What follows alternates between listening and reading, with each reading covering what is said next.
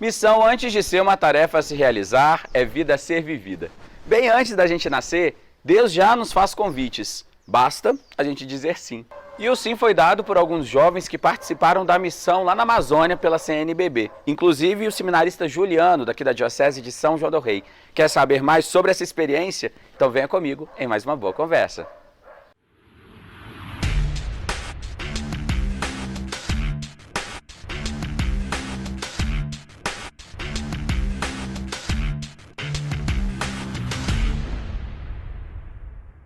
E a nossa boa conversa de hoje é com o seminarista Juliano, mas antes de começar a nossa conversa, aquele pedido de sempre: se inscrever no canal, clicar no sininho, dar like no vídeo, para assim que a gente publicar um material novo, você receber notificação. Juliano, agora em julho você participou da experiência da Missão Jovem da CNBB, né?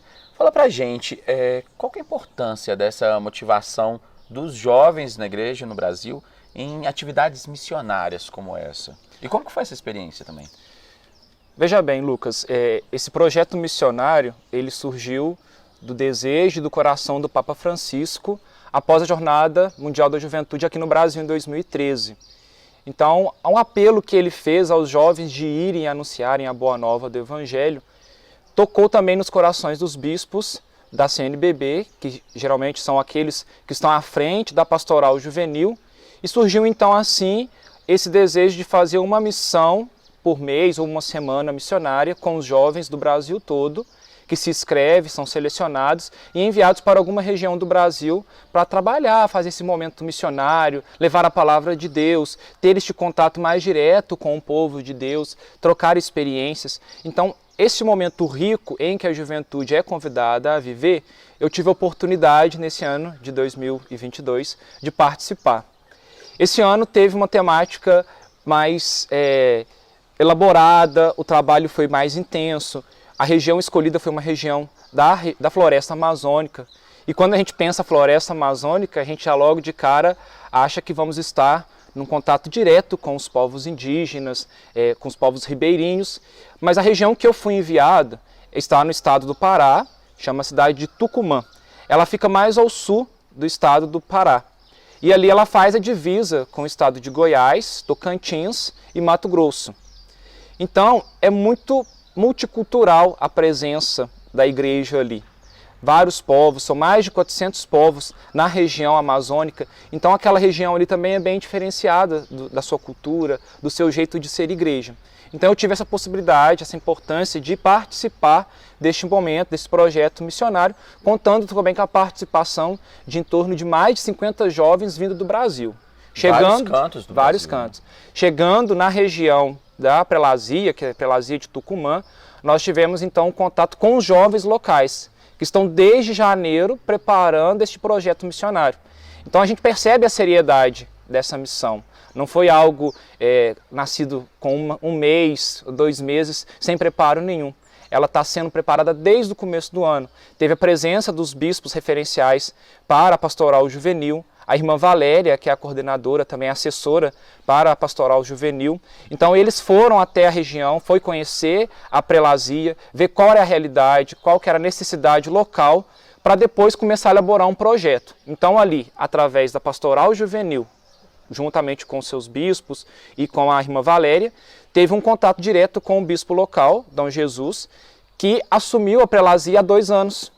Então, esse projeto missionário, além de suscitar e animar a juventude, ela suscitou também um apelo missionário àquela região, porque ela foi criada há 2 anos, a Prelazia. E nessa criação, logo de cara veio a pandemia. E o bispo, então, não teve esse contato direto com toda a sua igreja, não conheceu toda a dinâmica da sua região pastoral. Então, foi uma oportunidade também de suscitar esse ardor missionário na Prelazia. E a beleza da missão é isso, pode ter um planejamento, mas a experiência é inovadora. É inovadora. Não dá para se prever o que pode acontecer. Sim, com certeza. E aí eu te pergunto isso, como que foi a sua expectativa antes de ir e depois quando chegou lá e viu uma realidade talvez completamente diferente do que havia pensado? Sim, quando eu recebi o convite de Dom José para poder fazer parte desse projeto missionário, foi mais ou menos no finalzinho de maio. Ele é o referencial para a juventude no Leste 2. Então ele tinha o direito de mandar 2 jovens aqui do Leste 2 para essa experiência missionária. Então ele me fez o convite, eu aceitei prontamente na hora, até porque esse projeto missionário, além de eu fazer parte do setor de juventude na diocese, como eu sou seminarista, uma das dimensões que nós trabalhamos no nosso processo formativo contempla também a pastoral e a missão. Então, é uma oportunidade de suscitar ainda mais esse desejo de continuar na caminhada vocacional. Então, voltando à sua pergunta de como foi a minha preparação, então eu fiquei sim, muito animado, fiquei contente com este convite e também um pouco receoso como que seria a minha adaptação àquela região. Aqui nós estamos vivendo o inverno. Lá também é o inverno, mas lá é conhecido como o verão amazônico. Então o clima é bem diferente, é muito mais quente. Teve um dia lá que a sensação térmica estava mais de 40 graus e nós aqui estamos vivendo em torno de 17, 18 graus a temperatura. Então essa adaptação climática foi o primeiro desafio que eu tive.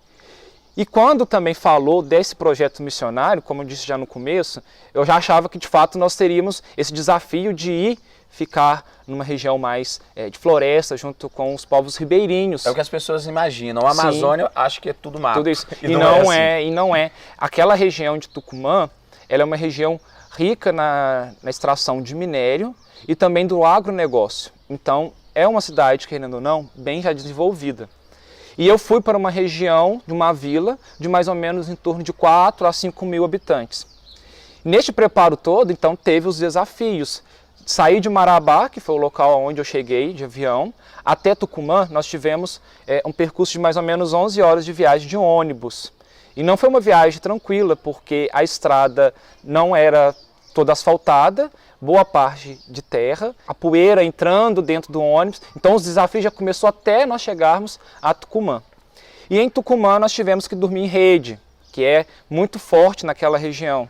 Eles têm a cama, sim, mas tem também a rede. Então boa parte da população dorme na rede. Então eu tive essa experiência também. Foram 2 dias que a gente teve que dormir na rede, até eu seguir para essa vila, na onde eu fiz o trabalho missionário durante uma semana.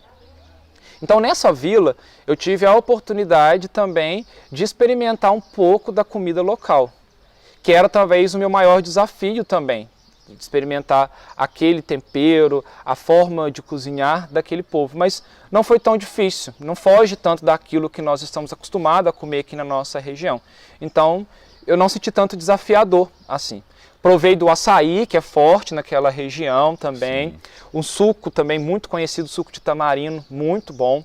Então foi uma experiência assim, em que eu pude viver também a cultura, a experiência social e cultural daquele povo que também enriquece muito na nossa caminhada vocacional. Falando sobre essa dificuldade de translado e até mesmo as dificuldades, os perrengues que você teve nesse processo, a gente também associa com os problemas que as pessoas sentem, né, no dia a dia, o problema social e econômico da região. Se é difícil para vocês chegarem até essa comunidade, várias coisas também devem ser difíceis a chegar para até mesmo dar essa assistência. A própria presença da igreja, isso é sinal de dificuldade. Nós tivemos uma preparação antes de sermos enviados para essas vilas, e um dos bispos referencial da juventude, ele nos disse que a região amazônica, ela justamente nasceu em torno dos rios. Então o acesso que eles tinham até as comunidades era através das águas, era através do rio. Então isso também dificultou muito a chegada da igreja, porque às vezes eram horas de viagem, dias de viagem, até chegar a determinada vila, até determinada comunidade. Depois, com a criação das estradas, que começou a facilitar então esse projeto de levar também a presença da igreja. Que é uma realidade completamente diferente da nossa diocese, por exemplo.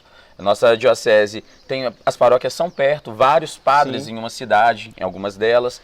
Então é uma realidade completamente diferente da que se tem lá. Bem diferente. A prelazia lá, ela consta com 6 cidades. Dessas 6 cidades, são 4 paróquias e 4 região pastoral, onde tem a presença do padre, mas ainda não é uma paróquia. Tem uma delas lá que chama pró-paróquia. Ela está já num processo que dentro em pouco ela se tornará uma paróquia. E como a prelazia foi criada recentemente, então você não tem um clero próprio daquela prelazia.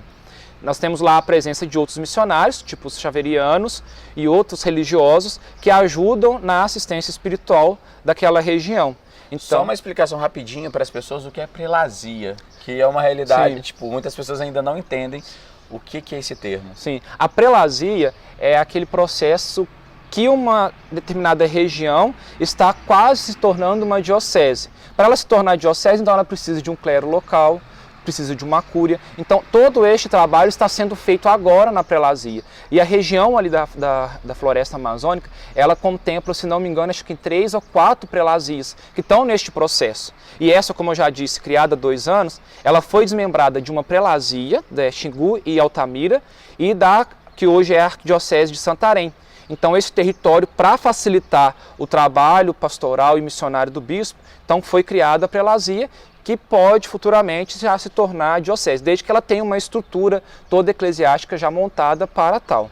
Agora, voltando a falar sobre a experiência missionária, como que você vê essa atividade agora, depois desse período pandêmico, onde muitos trabalhos no campo da igreja tiveram que ser interrompidos?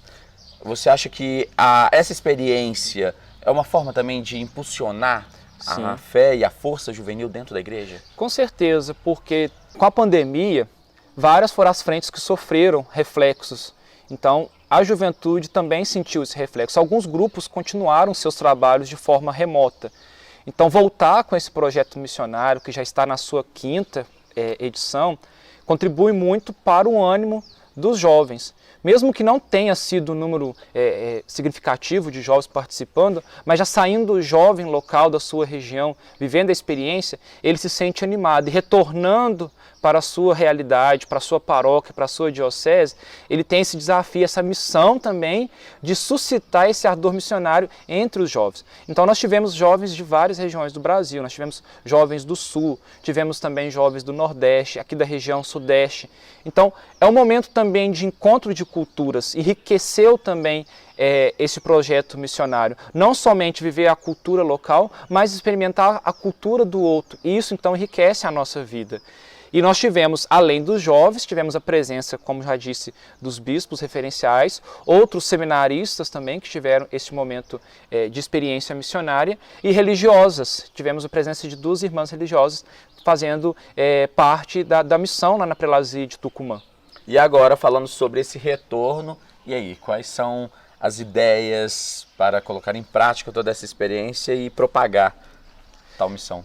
Então, ainda vivendo esse ardor missionário, que foi essa experiência incrível que eu tive a possibilidade de participar, ver agora com a diocese, juntamente com o bispo, junto com a minha formação, com os formadores no seminário, quais são os trabalhos que nós podemos realizar. Nós temos aí o mês de outubro, que é dedicado às missões, talvez preparar algum trabalho missionário, tanto faz dentro do seminário. Nós temos também um conselho que chama Comise, que é o Conselho Missionário de Seminaristas. Então são, se não me engano, acho que são 3 seminaristas da nossa casa, do nosso seminário, que estão já nesse processo de acompanhar o trabalho missionário dentro da formação, juntamente com os formadores. Então talvez fazer um diálogo com eles, trocando as experiências, claro, com os colegas também seminaristas, e talvez ver o que pode ser feito no mês missionário, não só no mês missionário, trabalhar também esse projeto missionário ao longo do ano, ao longo do nosso processo formativo, que faz parte da nossa dimensão também. E Juliano, muitas pessoas têm uma ideia meio errônea de missão, achar que missão é a pessoa, ou que o missionário vai levar, e não é bem assim, né? Falamos muito na nossa conversa sobre essas trocas, sobre esse aprendizado que se tem. Você leva muita coisa, mas você traz muita coisa. Sim. E aí eu te pergunto, como que foi o dia a dia, né? Dessa programação que vocês fizeram e qual foi esse aprendizado todo que você trouxe na bagagem junto com as malas? A proposta inicial nossa era levar justamente a figura de Cristo através da palavra de Deus. Então, tudo foi alicerçado a partir das Sagradas Escrituras. Nós chegamos lá no domingo, nessa vila, onde eu fiquei, Vila Nova Canadá, e lá o padre nos encaminhou até a casa da coordenadora da comunidade. E lá nessa casa, ela já estava tudo preparado, nós éramos 4 jovens, era eu e mais 3, a Eduarda, que é da Arquidiocese de Belém, o Herbert, que é da Diocese de Marabá, e a Tainara, que é da cidade de Goianésia. Então fomos nesses 4 missionários para essa vila. Então cada qual ficou numa casa separado e depois nós nos reunimos no domingo mesmo para preparar uma programação durante a semana. Além de fazer as visitas nas casas, nós também preparamos sempre à noite o encontro com a comunidade. E vocês ficaram na casa mesmo Na casa das pessoas, dos moradores. Porque essa vila, ela tem a igreja, mas ela não tem o que nós chamamos aqui de casa paroquial. Nós ficamos na casa do povo. Mas a experiência é outra É também, outra, né? é outra. Aí é mais nós... enriquecedor você estar ali convivendo com as Sim. pessoas da comunidade, ver a forma de acolhida, né? Sim. Do que algo isolado, fazer uma atividade durante o dia e meio que se isolar. Nós mexemos com a estrutura da comunidade e com a estrutura dessas famílias. Eles tiveram que se adaptar para nos acolher. Então, prepararam um quarto para ficar os missionários, deixava tudo preparado, o lanche, o café. Então, essa forma também de ser acolhido já é um trabalho missionário daquele povo local. Nós nos preparamos para levar algo, mas também recebemos a acolhida, a hospitalidade daquele povo. Então, isso foi muito enriquecedor. Voltando então à programação, então a partir da segunda-feira nós começamos as visitas às casas. Logo de cara eu já recebi um não. Nós batemos na porta da primeira pessoa, da primeira família, e ele nem abriu, nem nos acolheu na porta, logo de longe ele já disse não. Então aquilo ali já mexeu com as nossas estruturas. A gente já estava preparado para ser acolhido, e logo de cara receber um não, mexeu com a gente já de cara, né, nesse momento. Só que logo em seguida nós já fomos mexidos numa outra situação. A primeira casa que nos acolheu era um pastor evangélico. E ele acolheu muito bem os missionários. E foi uma troca de experiência muito rica, porque ele deixou nós conduzirmos o roteiro que foi preparado de oração e de bênção da casa, sem empecilho nenhum. Então, demonstra que de fato nós temos que ter também essa comunhão, esse diálogo com os nossos irmãos evangélicos. E lá é muito forte a presença evangélica. Nós passando pelas ruas da vila, nós temos lá uma igreja católica e em torno de 10 a 14 igrejas evangélicas. Acho que isso deve do reflexo que nós falamos antes, Sim. da dificuldade de ir à igreja Sim. católica, a dificuldade de ter a presença de padres para atender em todas essas comunidades. Porque o padre lá, ele está presente só 2 vezes no mês. Então, esse trabalho fica depois para os leigos, de conduzirem celebração da palavra, encontros, catequese, e o padre vai lá 2 vezes ao mês para a celebração eucarística.